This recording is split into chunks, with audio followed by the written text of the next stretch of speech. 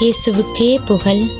இயேசுவில் பிரியமானவர்களே, இன்று நம் ஆண்டவர் யோசுவா 1 அதிகாரம் 5 வசனத்தினூடாக இவ்வாறு நம்மோடு பேசுகின்றார்.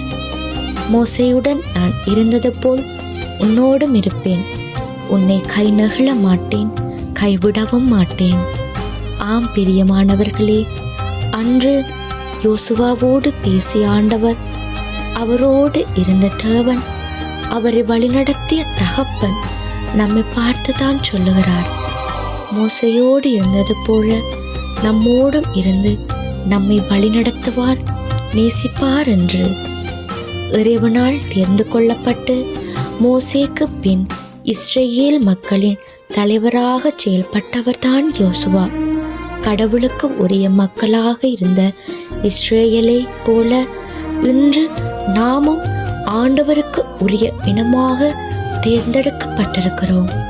எங்களுடைய வாழ்க்கையை முற்றுமுழுதாக ஆண்டவருக்கே ஒப்பு கொடுப்போம்.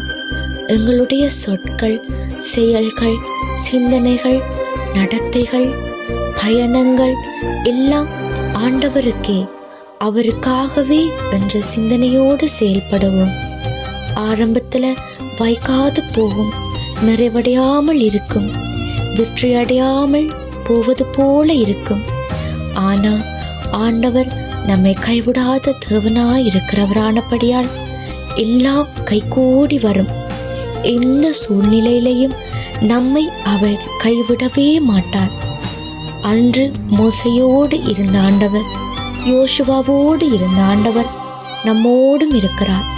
இனி நாம் எந்த தீங்குக்கும் பயப்பட வேண்டிய அவசியம் இல்லை. அவருடைய கோல் நம்மை தேற்றும். இனி நம்முடைய வாழ்நாட்கள் எல்லாம் ஆண்டவரை சித்தப்படியே அமையப் போகிறது. முதன்மையானதும் சிறந்தவற்றையுமே அவர் நமக்கு தரப்போகிறார். தோல்விகளையும் அவமானங்களையுமே சந்தித்து கொண்டிருந்த நாம் இனி வெற்றியை மட்டுமே காணப்போகிறோம். ஆண்டவரிடம் உருக்கமாக ஜெபம் செய்வோம். அவர் நம்மை கை நெகிழவும் மாட்டார், விட்டு விலகவும் மாட்டார். விசுவசிக்கிறீங்களா? ஆமேன் சொல்லுங்க. இயேசுவின் நாமத்தினாலே ஆமேன்.